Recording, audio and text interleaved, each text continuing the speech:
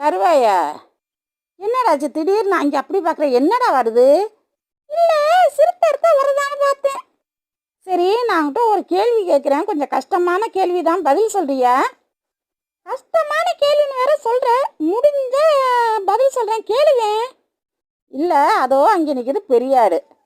இந்த இங்கே நான் உக்காந்துருக்கேன். எங்கே ஆளை காணுமே? அட, உக்காந்துருக்கேன்னு தான் வச்சுக்கேன்.